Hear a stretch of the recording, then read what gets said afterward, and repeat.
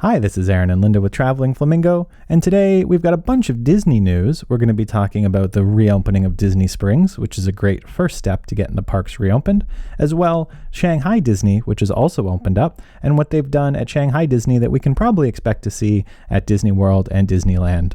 All of that coming right up.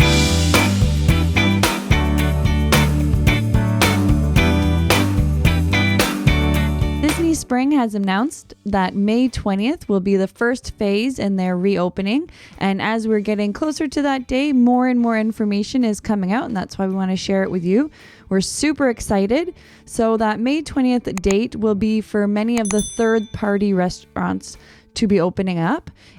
A week later, on May 27th, there will be 3 Disney-owned venues that will be opening. So the World of Disney Deluxe Burgers will be open for mobile orders, and the Marketplace Co-op will also be opening on the 27th, a week later. So maybe they'll have a little bit of time to figure out how that May 20th opening went before they open up some of those Disney stores, because I'm sure there are a lot of people who can't wait to get back into the World of Disney and get some shopping on. Yeah, it was very clear from the financial call that they had that they have a huge focus here on cast member safety and following the Center of Disease Control guidelines from the government. So this means that there's increased cleaning procedures in place. They have to use face coverings for casts and guests, and limited contact with guest services, and cast members will receive additional safety training. So they're trying to put these in place to follow the CDC guidelines for reopening in Florida, and this is to ensure that there is both safety in place for the cast members and the guests alike. So I think it's an important thing that they're focusing on to make sure that they can open safely, because I'm pretty sure Disney knows that if there's a huge breakout because of Disney, that's just going to be really bad press for them. With the focus of safety and people's health in mind, there are 6 main things guests need to be aware of before going, and we're going to cover those right now. The first thing is parking and entrances. There are only going to be 2 parking lots available for guests to park in, the orange and the lime lot. And they've also reduced the number of entrances to those 2 parking lots, the Hotel Plaza Boulevard pedestrian bridge, and the rideshare location. So this is to really help limit the number of guests and where they're coming in from. So those will be your parking and entrance locations.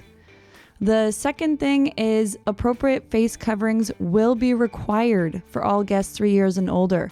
The face coverings need to make sure they cover your nose and your mouth, and you're going to have to wear it the entire time except when you're sitting at a dining table to be eating. So that's really important to make sure you've got them, you're prepared with them for all of your guests who are 3 and over. I know there's been a lot of discussion about that, people in favor and not in favor, but Disney has come out and said that they will be requiring it. The third thing will be that they are going to be doing temperature screenings. So regardless of which location you're coming in from, they will be checking your temperature. If it is 100.4 degrees Fahrenheit or higher, you're going to be directed to what they call an additional location for rescreening and assistance. So, I'm guessing what that will be. So really make sure you check your temperature before you leave your home, just to make sure everybody is under that 100.4 degrees Fahrenheit, to make sure everybody is going to be safe and healthy, and that we're not, getting anybody sick out there. On to number 4, physical distancing and capacity measures, so limited number of guests in each location, will be applied as well. There will be ground markings to promote proper social distancing use when queuing, and some areas that will have physical barriers to maintain social distancing as well. We'll talk about this a little bit more in the Shanghai Disney reopening, but the government of China had mandated it be 30% capacity at most. Probably going to see something similar here with Disney Springs and Downtown Disney. Number 5, there'll be increased cleaning and disinfecting in high traffic areas, and they'll also be adding hand washing stations and hand sanitizer stations. Now, we were there very briefly before Disney shut down, and while we were there, they did have hand washing stations, but there were not very many of them. I'm sure you're seeing a picture of them now, but I think we only passed 3 or 4 of them, so hopefully the density of that is increased from when they did it before and they've had time to get those. Lastly, number 6, cashless transactions. So wherever possible, you'll be asked to use cashless, debit, credit cards, and gift cards as well, just to avoid anybody handling cash. We just wanted to highlight a few other things to keep in mind, especially if you're planning on visiting in that first week or so.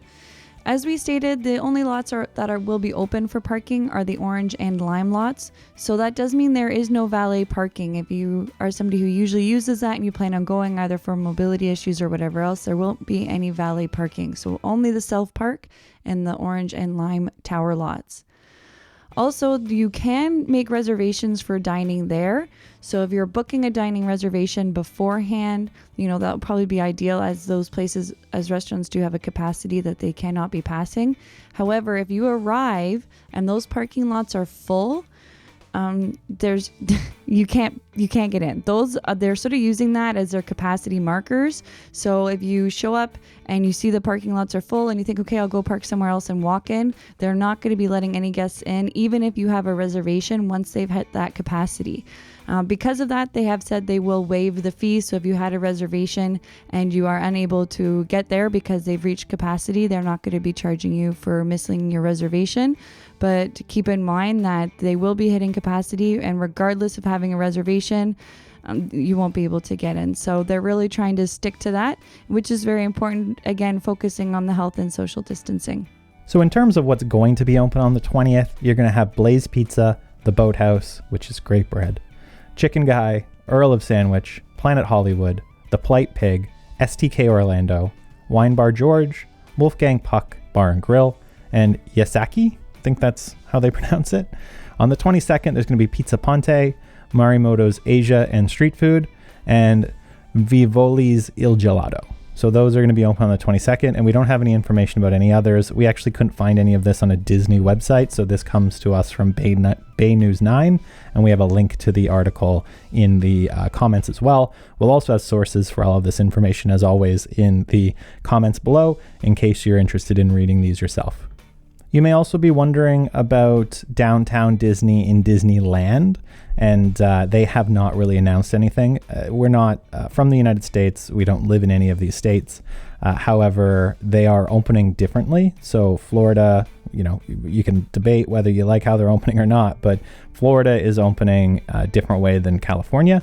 So Florida is allowing more things to be open already. They had also said that the governor is allowing theme parks to open if they want. However, Disney has not opted to do that yet. Again, probably an abundance of caution. However, in California, it's a different story. So there's no timelines right now for California.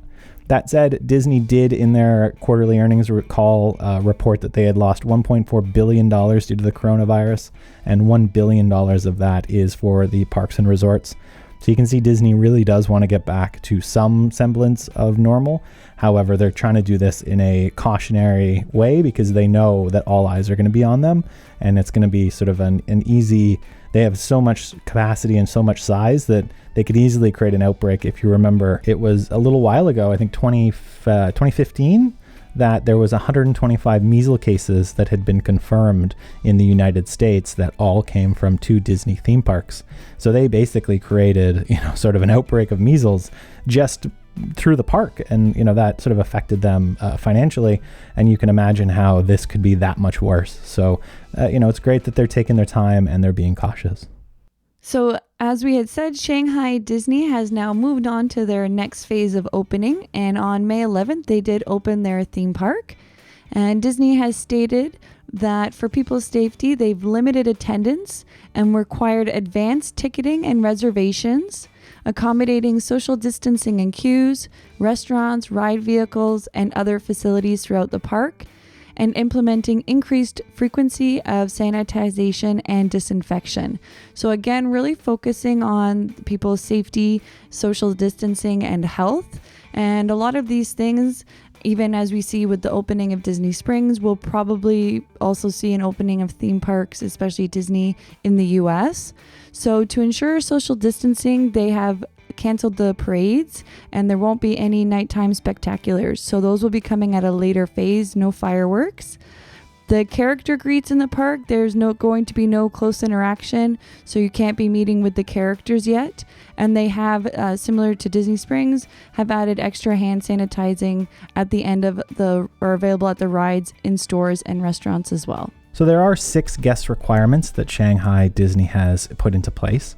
Number 1 is if you've pre-purchased tickets or you have an annual pass, you do have to have a reservation to attend and enter the park. So not only do you require the tickets or the annual pass, you also need that reservation. When you make that reservation, you need to provide personal information for all guests, including name, phone number, and ID type, and you'll be given a QR code to present to enter the park. And then, as part of the contact tracing system that Beijing and China is using, you have to have a green health QR code. Basically, what that is depending on who you've been in contact with, you have a QR code that's either green, yellow, or red. If it's red, you wouldn't get in. If it's yellow, you wouldn't get in. It has to be green. The fourth requirement is that you need to be prepared to show your government ID card or your travel ID for entry to the park. They will not be accepting photocopies or pictures, so just make sure you have your proper ID with you. The fifth requirement is that they will be doing temperature screening upon arrival to make sure that you do not have an elevated temperature. And the final requirement is that you will need to be wearing an approved mask for your entire visit, except when you are dining. So some of these do sound very familiar, and they were taking pointers opening up the Disney Springs in Florida. So we can definitely see some similarities here, and hopefully, they are successful at keeping people healthy. So I think this gives us a bit of a sign of what we're going to see to come in the North American parks. So I think we can assume that face coverings are going to be a requirement, and there's going to be temperature checks, that they're going to be limiting capacity for the attractions and the park itself. As I had said, China had sort of put in place a mandatory 30% capacity limit on the Shanghai park. The character interactions will be limited, or there will be none at all. And I can imagine that a lot of the buffet and character dining experiences will be closed. There is reservations available now in Disney for July 1st. That doesn't mean that it's actually going to be opening at that date. However, they are starting to look at taking reservations. And that's more than likely going to be for locals in the Florida area, maybe from different states. But in no way do we think that that's going to be for international travel, especially since each country's sort of travel rules are very different. So we here in Canada, for instance, the borders are still closed, and who knows how long that's going to be extended for. So, probably just going to be for locals, if not just for Americans, to go to the parks for the first little while. Thanks so much for watching our video. We hope that you have found it informative. We'd love to hear from you guys what your thoughts are on the requirements and opening things back up. Also, if you're somebody in the Florida area and you're going to get to go to Disney Springs in the next week or so, let us know. Send us some pictures or add it in the comments. What's it like? Again, thanks so much for watching. We can't wait for things to open up and get a little bit of travel going. I'm sure people are feeling a bit of cabin fever. And stay safe, stay healthy. Happy travels.